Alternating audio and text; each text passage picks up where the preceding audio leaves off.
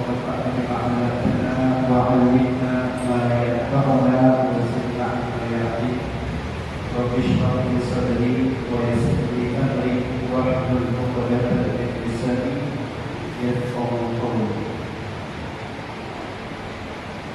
Alhamdulillah, puji syukur kepada Allah Subhanahu wa taala, salawat beserta semoga tercurahnya pada bagi dan semoga Muhammad sallallahu alaihi wasallam kepada keluarganya, kepada para sahabatnya, juga kepada pengikutnya yang semua termasuk kepada pengikut dari selama sampai akhir zaman ini. Alhamdulillah, patut kita bersyukur kepada Allah Subhanahu wa taala yang mana sampai saat ini Allah Subhanahu wa taala masih memberikan kepada kita kesehatan yang begitu banyak, baik itu yang besar maupun yang kecil, yang tentu kita tidak akan pernah bisa mengukur daripada nikmat Allah Subhanahu wa taala. Allah taala berfirman, "Wa in ta'uddu ni'matallahi la tuhsuha." Jika kalian menghitung nikmat Allah, maka tidak akan pernah sanggup kalian untuk menghitung. Maka kita patut untuk senantiasa bersyukur kepada Allah Subhanahu wa taala. Dan salah satu bentuk syukur kita adalah dengan menjalankan segala bentuk perintah Allah Subhanahu wa taala. Dan salah satu perintah Allah Subhanahu wa taala setelah ibadah itu adalah tauhid, yaitu menuntut ilmu akan menjalankan Allah Subhanahu wa taala. Karena menuntut ilmu merupakan jalan pintas untuk kita masuk ke dalam surga Allah Subhanahu wa taala. Nabi sallallahu alaihi wasallam bersabda, "Man salaka tariqan yaltamisu fihi 'ilman, sahhalallahu lahu bihi tariqan ila jannah. Sahhalallahu lahu bihi tariqan ila jannah." Barang siapa yang keluar untuk menuntut ilmu, dia mencari ilmu, maka Allah Subhanahu wa taala akan mudahkan jalan menuju surga Allah Subhanahu wa taala. Mudah-mudahan kita semua dimasukkan ke dalam surga Allah Subhanahu wa taala ini. Ikhwan fillah, azza wa jalla, alhamdulillah, pekan lalu kita sudah masuk sedikit kepada pembahasan utama daripada kita salah satu usul ataupun usul rata-rata 3 dasar pokok, dan kita sudah masuk kepada matan yang merupakan matan yang sangat urgen yang akan kita bahas. Dan insya Allah kita akan bawakan hadis lengkapnya, hadis yang berkaitan dengan fitnah kubur yang pernah kita bahas di sesi pertama ataupun kedua. Namun itu dibahas dengan singkat luar biasa. Maka kita akan bacakan terlebih dahulu pada sesi ini hadis lengkap daripada hadis Al-Bara bin Azib, seorang sahabat yang mulia yang meriwayatkan hadis tentang fitnah kubur. Jadi fitnah kubur ini berulang.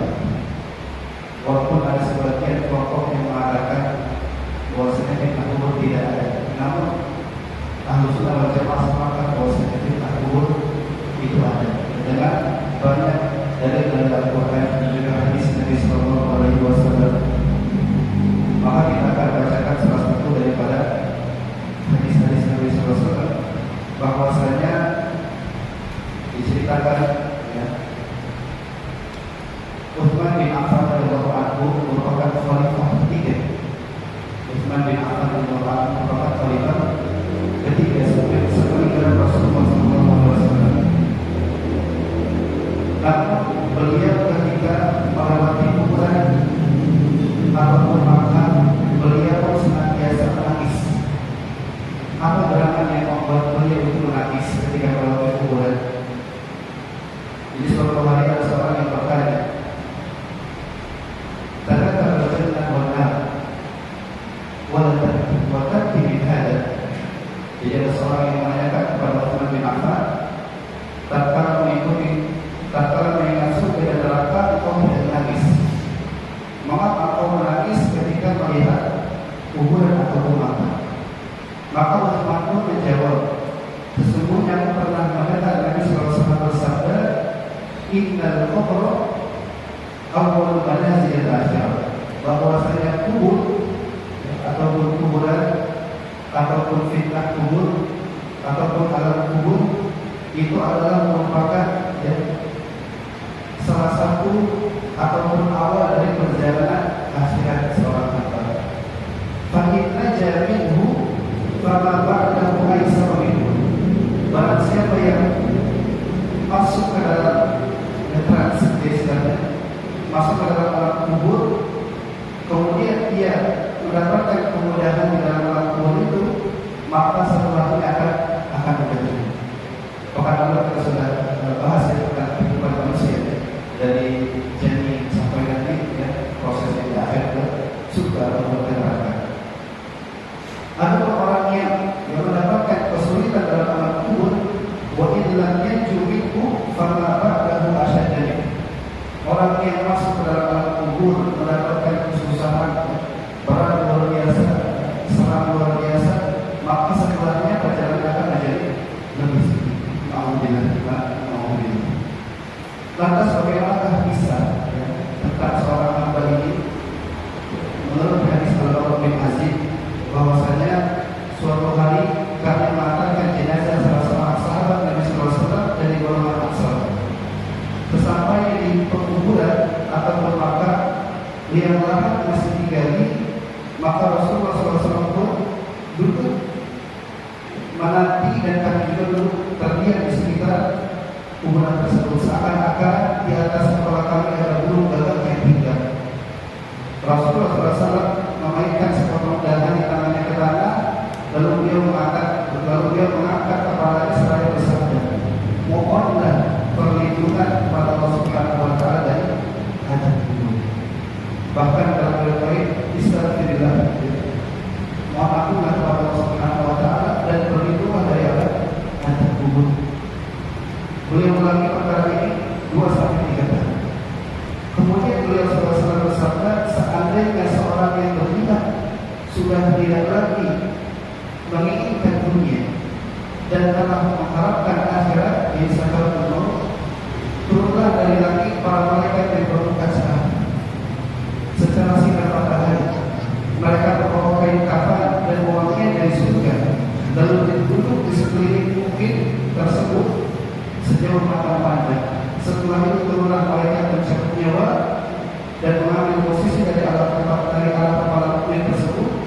Malaikat mencabut nyawa itu berkata, wahai nyawa yang mulia, keluarlah engkau untuk menjemput ampunan Allah Subhanahu Wa Taala dan juga menjemput ridwan Allah Subhanahu Wa Taala. Maka nyawa itu dengan mudahnya keluar dari tubuh seorang mukmin tadi, seperti asalnya air yang mengalir dari mulut sebuah bukit atau bukit. Kalau ditumpahkan air, maka mudah air akan keluar. Lalu nyawa tersebut diambil oleh malaikat pencabut nyawa dan dalam sekejap mata diserahkan kepada para malaikat yang berwajah cerah. Lalu dibungkus dengan kafan surga dan diberi wangian darinya pula hingga terciumlah bau harum seharum wangian yang paling berlimpah. Kemudian nyawa yang telah dikafani itu diangkat ke langit. Setiap melewati sekelompok malaikat di langit, mereka bertanya, nyawa siapa yang orang mulia ini? Ini adalah nyawa fulan bin fulan. Jawab para malaikat yang awalnya dengan menyebutkan namanya yang terbaik ketika di dunia. Sampainya di langit dunia, mereka meminta izin untuk memasukinya. Belum diizinkan oleh Allah Subhanahu Wa Taala. Maka 10 malaikat yang di langit itu ikut mengantarkannya menuju langit berikutnya. Karena langit kita ketahui ada beberapa lapisan, bahkan bumi pun ada beberapa lapisan, ada 7 lapisan. Bumi juga ada 7 lapisan ke bawah. Di sana Allah Subhanahu Wa Taala berfirman, tulislah nama hambaku dalam kitab ini, lalu kemudian kembalilah dia ke jasad di bumi, karena darinya aku ciptakan mereka para manusia dan kepadanya aku akan kembalikan, serta darinya mereka akan kubangkitkan. Lalu nyawa tersebut dikembalikan ke jasad ke dunia. Lantas datanglah 2 orang malaikat yang memerintahkannya untuk duduk ketika orang itu didudukkan. Mereka berdua bertanya, para malaikat bertanya, man rabbuka, siapa Rabbuka? Wa ma dinuka, apa agama? Agama. Wa ma nabiyuka, dan siapa nabi yang diutus kepada. Ini tiga pertanyaan yang ditanyakan adalah dengan tangan kubur. Kemudian ketika mereka orang-orang mungkin menjawabnya dengan jawaban yang benar, dan kemudian orang kafir menjawab jawaban yang salah, mereka mengatakan apakah kita ahli atau tidak tahu atau tidak tahu. Orang mungkin ketika ditanyakan mana buka, Rabbi Allah, Rabbi adalah Allah. Wa madinuka, apa agama ini al-Islam, agama adalah Islam. Wa man nabiyuka, siapa nabi? Nabi Muhammad sallallahu alaihi wasallam. Lantas ya seperti itulah prosesnya. Dan ketika ditanyakan dari mana kau tahu, tanya kedua malaikat tersebut, maka orang itu menjawab, aku membaca Al-Quran dan aku mengimaninya dan mempercayainya. Tiba-tiba terdengarlah suara dari langit yang menyuruh jawaban apa benar. Maka lapangkanlah surga baginya, berikanlah dia pakaian darinya, lalu bukakanlah pintu ke arahnya. Maka menghembuskan angin segar dan harum luar biasa dari surga, lalu kemudian diluaskan sepanjang mana-mana. Itu untuk orang-orang yang beriman. Ada orang-orang kafir, maka sebaliknya datang kepada orang tersebut dua malaikat didudukkan, kemudian ditanya, tidak bisa menjawab, kemudian diangkat rohnya ke langit, ditulis namanya dan sebagainya, dikembalikan ke bumi, rohnya dikembalikan ke jasadnya. Kemudian ketika tadi tidak bisa menjawab, maka dipukulkan besi, dipukul dengan besi. Yang mana besi itu ketika dipukulkan kepada gunung tersebut akan hancur berlubang. Maka orang tersebut dihancurkan dengan roh dan jasad. Walaupun ulama berbeda pendapat, apakah ketika ditanya itu rohnya saja ataupun jasadnya saja, ya ulama berbeda pendapat. Namun Syekh Ibnu Qayyim, murid dari Syekh Al-Islam, mengatakan yang ditanya adalah kedua-duanya, roh dan juga jasad. Jadi itu secara singkat, karena kalau kita baca semua ya, akan waktunya. Jadi pada bilang asal Allah ya, maka kita kembali ya terkait benarnya fitnah kubur. Jadi kita kembali bahwasanya fitnah kubur adalah pertanyaan dua malaikat kepada seorang hamba yang sudah meninggal. Siapa yang menanyakan? Ada malaikat nakir dan al-munkar. Al-munkar wa al-nakir, sebagaimana disebutkan dalam hadis Nabi sallallahu alaihi wasallam. Kemudian yang tidak akan ditanya dalam fitnah kubur ini itu 4 orang. Siapa saja mereka ya? Yang pertama orang yang mati syahid. Yang pertama siapa? Orang yang mati syahid. Sebagaimana Nabi sallallahu alaihi wasallam pernah bersabda, "Ma'al ini yuftuna fi quburihim bila syahid." Qala Nabi sallallahu alaihi wasallam, "Kafa bila raqat as-sujud ala sedikitnya." Ketika para sahabat bertanya, "Wahai Rasulullah, kenapa seluruh kaum ini itu ditanya dalam kubur, diberikan fitnah, yang pertanyaan dari dua malaikat, sementara ya, orang yang mati syahid, orang yang berperang di jalan Allah Subhanahu wa taala kemudian mati syahid, mereka tidak ditanya dengan soal dari dua malaikat tersebut." Maka Rasulullah SAW menjawab, cukup bagi orang yang mati syahid ya, itu ya, mereka melihat tajamnya pada ketika mereka berperang. Subhanallah. Maka yang merupakan keringanan bagi orang yang mati syahid di dalam Allah Subhanahu wa taala, mati dalam kondisi yang benar di dalam Allah Subhanahu wa taala. Itu yang pertama. Kemudian yang kedua yang tidak akan ditanya juga oleh kedua malaikat di dalam alam kubur adalah seseorang yang gugur ketika menjaga negara Islam. Disebutnya murabit, ya dari fi'il murabata, murabit itu murabata, orang yang menjaga. Contoh di Mesir ada ya, tentara, ada mujahid yang menjaga negara mereka dari Mesir. Dari serangan orang-orang kafir, serangan orang-orang yang muslim atau muslim. Ketika mereka terbunuh karena menjaga negaranya, maka mereka dari kategori itu adalah syahid juga.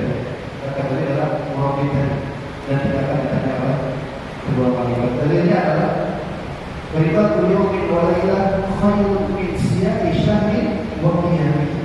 Seseorang yang senantiasa menjaga negaranya, negara Islamnya dari orang-orang kafir, itu menjaganya malam dan juga pagi ataupun sehari semalam, itu lebih baik dan lebih afdal daripada orang yang berpuasa selama 1 bulan, bahkan puasa sampai tiap bulan semalam. Jadi orang yang menjaga negaranya daripada orang kafir itu lebih baik daripada orang yang berpuasa selama 1 bulan dengan menjalankan qiyam lail. Wa ibad tajaru alaihi amal alladhi yang maluhu. Kalau dia meninggal, amalnya akan terus dia berjalan, amal akan terus berjalan mengalir kepadanya. Wa amina al-fatah, dan akan terpekap dan tercover daripada fitnah kubur. Jadi dari Nabi Sallallahu Alaihi Wasallam. Jadi yang pertama orang yang mati syahid. Yang kedua murabit orang yang menjaga negara Islam. Kemudian yang ketiga, seseorang yang meninggal pada hari Jumat atau malam Jumat. Sebagaimana Nabi Sallallahu Alaihi Wasallam bersabda, "Ma'al min muslimin yamutu yawmal Jum'ah aw lailatul Jum'ah illa waqa'a Allah Subhanahu wa ta'ala min fitnatil qabr." Tidaklah seorang mukmin yang meninggal pada hari Jumat ataupun malam Jumat kecuali Allah akan lindungi jagain daripada fitnah kubur. Dan yang keempat, seorang yang meninggal karena perutnya sakit, yang meninggal karena perutnya sakit perut, sakit mah semua yang berkaitan dengan kondisi perutnya yang menyebabkan dia meninggal, maka dia masuk dalam kategori tidak ada dalam kubur. Dan ini apa? Nabi sallallahu alaihi wasallam bersabda, "Man yaqutuhu wa tuhu fala yu'adzab fi qabri." Barang siapa yang dibunuh oleh perutnya sendiri karena sakit hati, maka tidak akan diadab di dalam kubur. Itu berkaitan dengan upah yang tidak akan mendapatkan fitnah kubur. Dan termasuk yang meninggal ini adalah kemudian adalah tertimbun keruntuhan bangunan. Mereka kan masuk kategori apa? Meninggal di dalam Allah Subhanahu wa ta'ala. Kemudian kita rahimahullah wa iyyakum kembali kepada tentang fitnah kubur ini hak atau benar. Dalilnya adalah firman Allah Subhanahu wa ta'ala, "Yusabbitullahu alladziina aamanu bil qawli tsabit fil hayatid dunya." Yusabbitullahu alladziina aamanu bil qawli tsabit fil hayatid dunya wa fil akhirah. Orang-orang beriman itu Allah kuatkan. Allah kuatkan dengan al-qawli tsabit. Apa itu qawli tsabit? Dengan perkataan la ilaha illallah. Dengan perkataan la ilaha illallah. Fil hayatid dunya wa fil akhirah. Baik ketika di dunia maupun di akhirat. Di dunia ketika dia bersyahadat, maka dia dikuatkan oleh Allah Subhanahu wa ta'ala untuk melakukan syahadat. Di akhirat ketika dia dalam kubur, dia ditanya oleh malaikat tadi, maka dia menjawab asyhadu an la ilaha illallah wa asyhadu anna Muhammadan rasulullah. Maka kita menunjukkan tentang adanya fitnah. Itu dari Al-Quran. Juga dalam ayat lain Allah Ta'ala berfirman, "Wa haqa bi ali fir'auna su'ul 'adzab annahu yu'raduna 'alaiha ghuduwwan wa 'ashiyyan wa yawma taqumu as-sa'atu wa tathiru ala fir'auna ashadda 'adzab." Ini ayat berbicara tentang Fir'aun dan juga bala tentara yang mana mereka sampai saat ini diadab oleh Allah Subhanahu wa ta'ala. Baik kondisinya pagi ataupun petang, mereka diberikan api naudzubillah Tuhan, naudzubillah. Jadi api diberikan kepada mereka baik pagi maupun sore. Dan nanti di akhir hari kiamat Allah mengatakan, "Firu ala Fir'aun asyadda 'adzab." Masukkanlah Fir'aun dan bala tentaranya adalah di adab yang sangat pedih. Ini menunjukkan tentang al-bangsa, bahwasanya fitnah kubur itu bukan berarti dalam kubur berarti orang yang hidup di kubur aja, yang dimasukkan ke dalam kubur aja, tapi ada al-Ansar. Maksudnya al-Ansar adalah mereka yang tertular Fir'aun, kemudian mereka yang tidak ada jasad dan sebagainya, maka mereka masuk dalam al-Ansar. Dan di sini dikatakan bahwa Fir'aun yang sedang disiksa di al-Ansar. Ini dari ya, ayat-ayat Allah Subhanahu wa Ta'ala. Kemudian dari hadis Nabi sallallahu alaihi wasallam, ya, bahwasanya beliau sallallahu alaihi wasallam pernah suatu ketika melewati kuburan, kemudian mengatakan inna huma la yu'adzab. Dua kuburan ini yang sedang diadab. Inna huma la yu'adzab wa yu'adzab fi kabir amma ahaduhuma fa kana yamshi binamimah. Wa al-akhar karena baris seperti yang berurut. Ada dua kuburan yang satunya karena tidak bisa menjaga air kencingnya. Kalau kencing masih ada air yang kemana-mana, tidak diambil dengan bersih, tidak dibersihkan dengan baik, bahkan kalau mungkin masih ada najis, maka kita diperintahkan untuk membersihkan air kencing dengan bersih-bersih. Kemudian juga yang satunya lagi yang ada karena yang namimah, sering alhamdulillah kita jauhkan dari kita dari pengaruh domba, riba, namimah, ngomongin orang lain, menjauhkan pribadi orang lain, kita menjauhkan dari hal-hal tersebut. Jadi kuburan tadi akan bisnis sampai Nabi SAW mengambil sebuah darah, kemudian ditaruh kurma itu, kemudian dikatakan semoga bisa memberikan keringanan bagi adat kubur tersebut. Tentu itu khususan Nabi SAW, tidak bisa dilakukan oleh kaum muslim. Itu tentang isbat fitnah kubur, adanya fitnah kubur. Kemudian ya, dikatakan apakah fitnah kubur itu akan terus berlanjut ataupun nanti akan berhenti ya? Maka dikatakan oleh al-Allamah Ad-Darbir itu beliau mengatakan ada isna ya, ada kubur itu ada dua. Yang pertama dari terus berlanjut, tidak akan pernah berhenti. Dan ini untuk orang-orang kafir dan juga para musuh sebagian pelaku maksiat dari kaum muslimin, tapi maksiatnya apa? Terus menerus. Maksiat yang dilakukan terus menerus. Kemudian yang kedua, yang pertama kali terus menerus adanya, yang kedua untuk kopiah, yaitu akan berakhir. Ini untuk ya orang-orang muslim yang melakukan kemaksiatan, namun maksiatnya apa? Masih dalam tingkat yang kecil, yang biasa, ataupun yang sederhana. Maka ini akan ada dua kategori. Yang pertama disebabkan doa keluarganya, orang-orang muslim mendoakan ya Allah berikan ampunan kepada ahli ini, maka seketika itu Allah Subhanahu wa Ta'ala berkata mengampuninya akan diringankan akan kubur.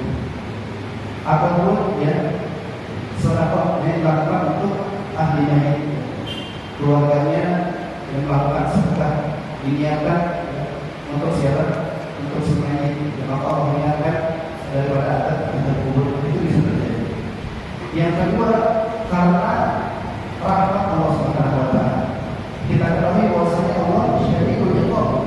Allah keras banyak adabnya.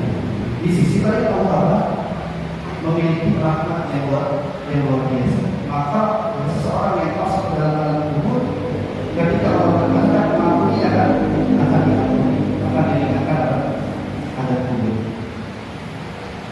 Kemudian ya, kita masuk kepada makna kembali ya. Di sini dikatakan faidati dalam al-usul falafah. Jika dikatakan kepada apa sih tiga landasan utama, dan di sini luar biasa Syekh Muhammad bin Abdul Wahab ya, beliau selalu mengajak pembicara untuk berinteraksi. Jadi beliau langsung tiga landasan pokok ini ya, tapi apa sih?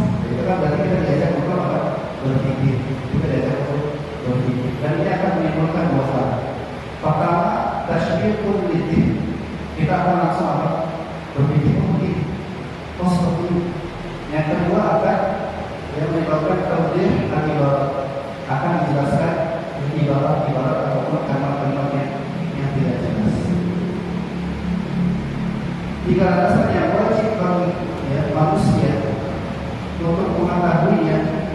Yang pertama, fakul ma'rifatul abdi rabbah. Seorang hamba mengetahui siapa Rabbnya. Kemudian yang kedua, agamanya. Yang ketiga apa? Nabi. Maka ini pernah kita bahas di perkataan awal dulunya, di perkataan dulu, bahwa seseorang mengetahui Allah dengan apa? Membaca kitab-kitab. Dan kita biasa sana berikut Rasulullah SAW diminta membaca apa? Al-Quran. Bagaimana sifat-sifat Allah? Bagaimana asma-asma Allah? Semua yang kita ketahui dalam Al-Quran. Jadi maka disini Sallallahu Alaihi Wasallam. Kemudian dari sini dijelaskan oleh Syekh bahwasanya mengetahui Allah Subhanahu Wa Taala itu bisa terjadi dengan tiga sebab. Yang pertama, an-nazar wa tafakkur fi makhluqatihi azza wa jalla, yaitu senantiasa bertafakkur, tadabbur, berpikir. Kita menggunakan akal kita tentang apa? Kekuasaan Allah Subhanahu Wa Taala. Dalilnya banyak. Allah Subhanahu Wa Taala berfirman, "Inna fi khalqis samawati wal ardi wa ikhtilafil laili wan nahari la ayatin li ulil albab." Orang yang mau berpikir yang tentang alam jagat raya ini, itu semua tidak disingkatkan kecuali ada penciptanya siapa? Allah Subhanahu Wa Taala. Kemudian yang kedua, an-nazar fi ayatihi syar'iyyah wa hiya al-wahyi. Yang kedua, selain melihat dalam alam jagat raya ini, kita melihat dalam wahyu, yaitu Al-Quran.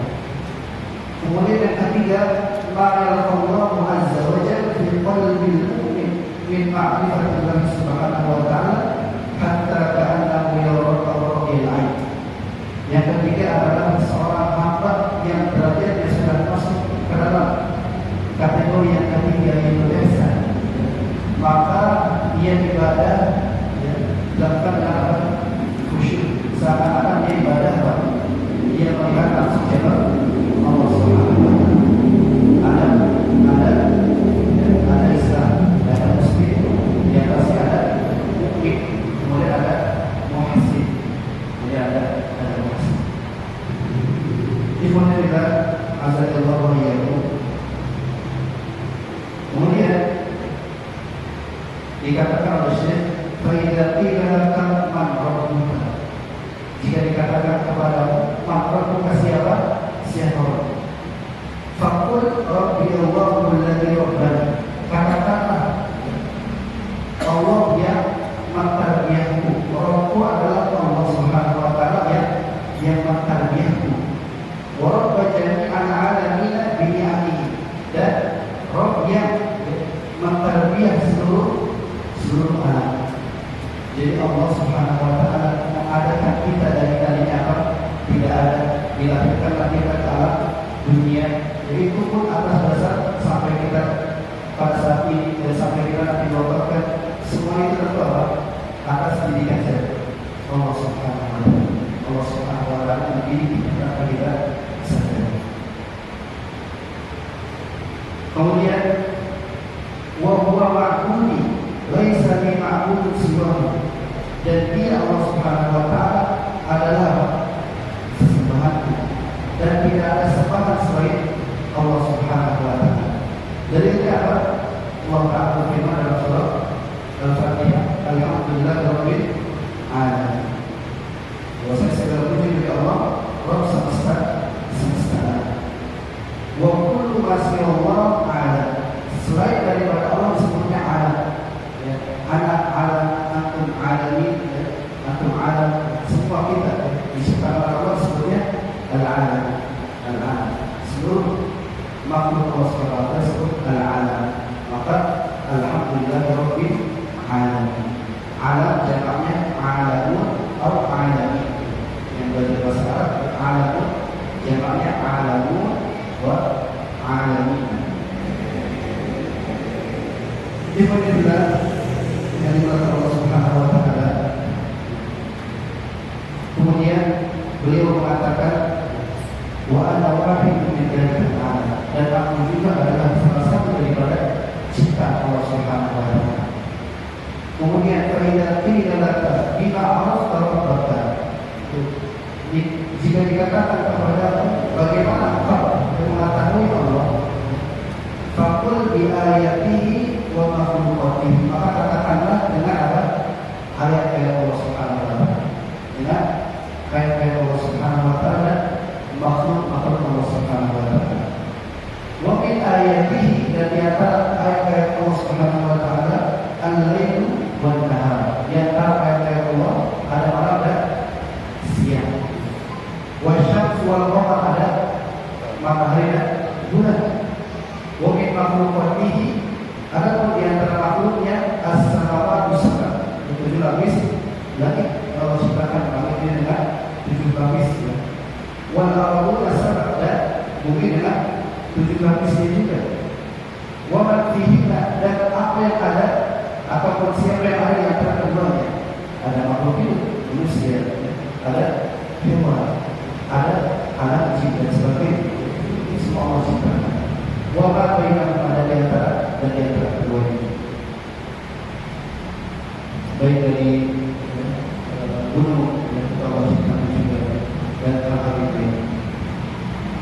Maka ya, kemudian beliau menambahkan dengan dalil wa min ayatihi al-lail wan nahar wasyamsu wal qamar la tasjudu lisyamsi wa la lil-qamar wasjudu lillahi alladzi khalaqahunna in kuntum iyyahu ta'budun. Dan dari ayat Allah Subhanahu wa taala, siang dan malam, matahari dan bulan, janganlah engkau sujud kepada matahari dan bulan, tapi sujudlah kepada pencipta daripada matahari dan bulan, yaitu Allah Subhanahu wa taala. Ikhwatul iman yang dimaksud Allah Subhanahu wa taala, tentu dari antara tanda disebutkan tadi ya, ada lail, ada nahar, ada malam, ada siang. Maka Allah Subhanahu wa taala jadikan malam untuk apa? Untuk istirahat. Allah Subhanahu wa taala jadikan siang untuk mencari apa? Ma'asyah. Ketika seseorang mengganti daripada apa yang Allah Subhanahu wa taala tentukan, dia bekerja di apa? Malam. Kemudian dia istirahatnya siang, maka akan menjadi kacau. Biasanya mama yang kerjanya mungkin menjaga ya, sebagai penjaga. Kadang ya siang ini disuruhkan kalau bahasa karena saking apa ya, capeknya bekerja di malam. Karena yang berubah konsep daripada hidup yang diberitakan oleh Allah Subhanahu wa taala, istirahat disebutkan dalam surah Al-Baqarah, dan juga siang untuk mencari rezeki. Ikhwatul iman yang dimuliakan Allah Subhanahu wa taala. Kemudian ayat juga terbagi dua.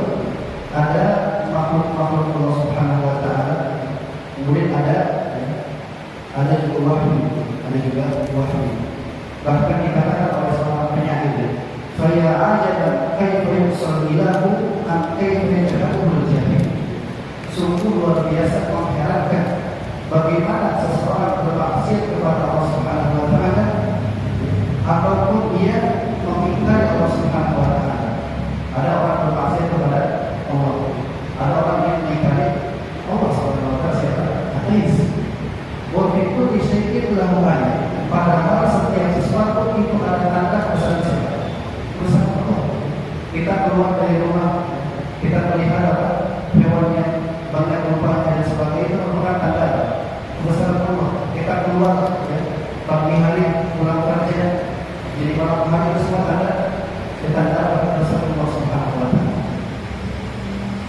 Tadullu ala annahu wa fi kulli syai'in lahu ayat, tadullu ala annahu wahid. Setiap sesuatu itu ada ayat yang menunjukkan kekuasaan Allah, yang menunjukkan bahwasanya Allah Maha Esa, bahwasanya Allah Maha Esa.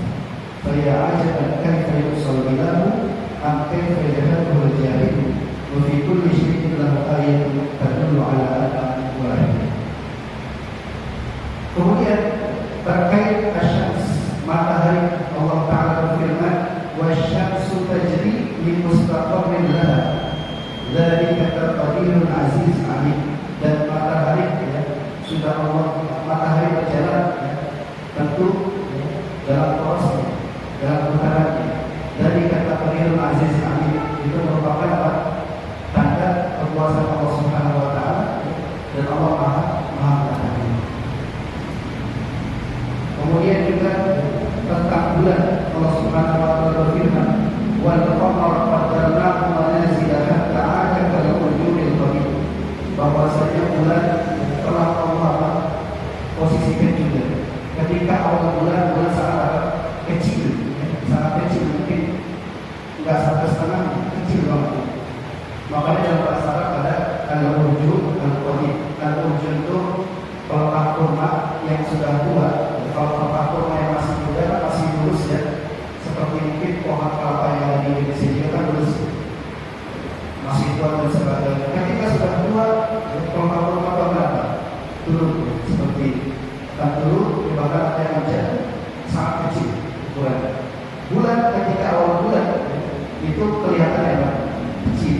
Ketika di tengah bulan, ketika sudah di tengahnya, maka ada maka full. Makanya ada siang apa? Puasa yang albit, dan ketika bulan dalam porosnya di tengahnya penuh semua. Kemudian di akhir nanti akan kembali kecil, akan kembali kecil. Itu adalah makna dari al-wujud al-qadim dan kurma yang sudah dibuat. Itu terlihat azal yang terlalu yang intinya bahasa kita pada hari ini yang berkaitan dengan 13 pokok yang akan ditanyakan seorang mukmin itu adalah di dalam kubur. Dan kita katakan di awal tadi yang akan ditanya adalah terjadi perbedaan pendapat di kalangan ulama dan ulama. Ibnu Abdul Bar mengatakan bahwasanya yang ditanya cuma dua, yaitu mukmin dan munafik, orang mukmin dan munafik. Karena orang mereka ketika di dunia itu mengetahui siapa Rasul agama Islam. Namun ketika di akhirat atau di dalam kubur itu tidak akan ada yang bisa menjawab dengan apa. Semua orang munafik itu selalu ikut sholat, kemudian di belakang ternyata melakukan sesuatu itu mereka berdoa sendiri. Kemudian mereka hafal tentang siapa Allah, siapa Nabi, siapa apa Islam. Namun di akhirat mereka tidak akan bisa dijawab. Yang akan disebut hanya apa? Iman dan amal saleh. Iman dan amal saleh. Kemudian pendapat kedua dari Ibnu Qayyim rahimahullah, beliau mengatakan yang ditanya tiga, yaitu mukmin, munafik dan orang kafir. Kalau pertama tadi mukmin dan munafik, orang kafirnya langsung diadab, tidak perlu ditanya, langsung diadab. Karena pendapat kedua dari Syekh Ibnu Qayyim rahimahullah mengatakan ada tiga, yaitu mukmin, munafik dan kafir. Kenapa terjadi perbedaan pendapat? Karena dari hadis-hadisnya yang didapat itu berbeda-beda. Hadis Umar bin Aziz menyebutkan hanya dua, hadis lain menyebutkan ada tiga dan sebagainya. Kita cukupkan Allah Ta'ala, mudah-mudahan sedikit bisa bermanfaat bagi kita semua, dan jangan lupa kita amalkan dalam keseharian kita. Kita tutup dengan doa.